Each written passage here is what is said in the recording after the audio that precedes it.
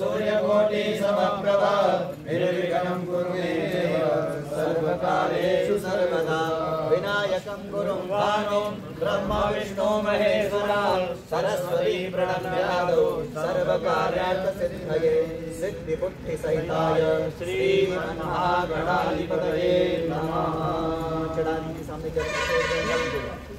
सर्वोपचारार्थकन्ते यजमानो हविर्भिः अहेदमानो वरुणेह बोधिरुषकुं समान आयुः प्रमोदिः।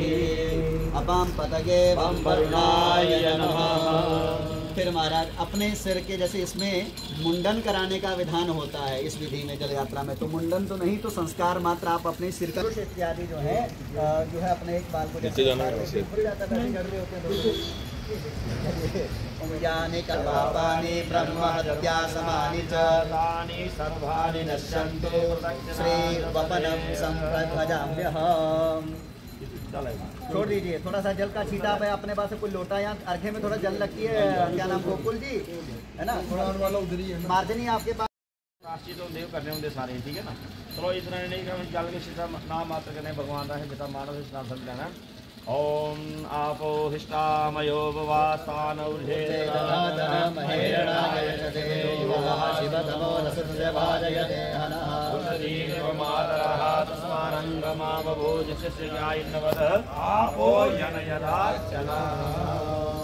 अथ भस्म स्नान, थोड़ा सा भस्म दीजिए, थोड़ी थोड़ी सूर्य आदि को दिखाइए।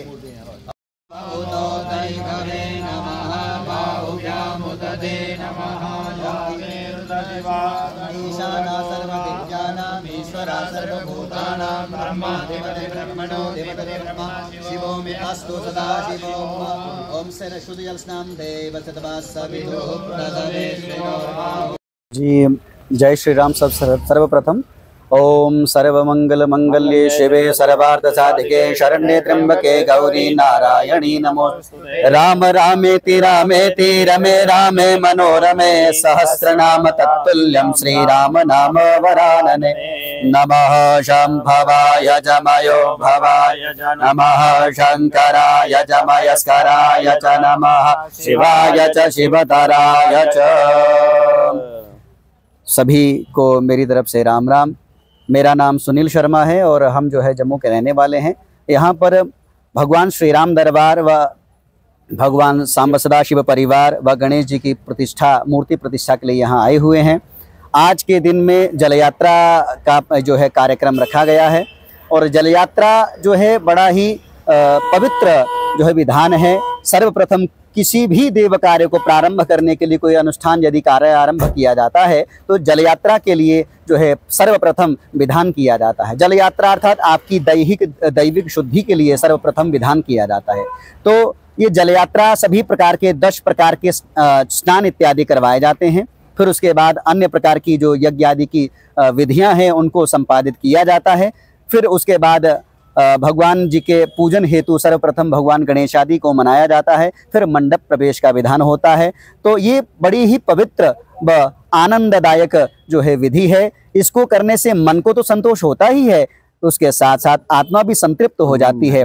इसी प्रकार जो है यहाँ जो आज सूरनकोट पे ये यज्ञ जो मूर्ति प्रतिष्ठा का कार्यारंभ किया जा रहा है, मेरी तरफ से सभी जो यहाँ के नगरवासी हैं, ग्रामवासी हैं, शहरवासी हैं, सभी को मेरा जो है जय सीताराम।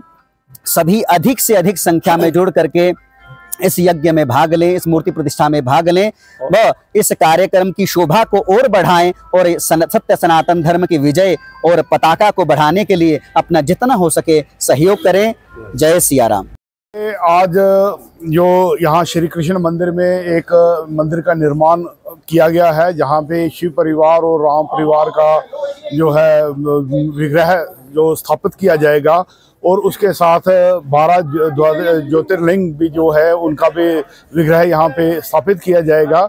उस उपलक्ष्य में ये जो है कलश यात्रा निकाली गई है और जो श्री कृष्ण मंदिर से होकर के यहाँ हाड़ी मोहल्ला में आई है और यहाँ से ये कलश यात्रा वापस मंदिर में जाकर इसका समापन होगा। उसके बाद जो विग्रह है उनका विधि पूर्वक 2-3 दिन जो है वो पूजन चलेगा और उसके बाद उनका स्थापना की जाएगी।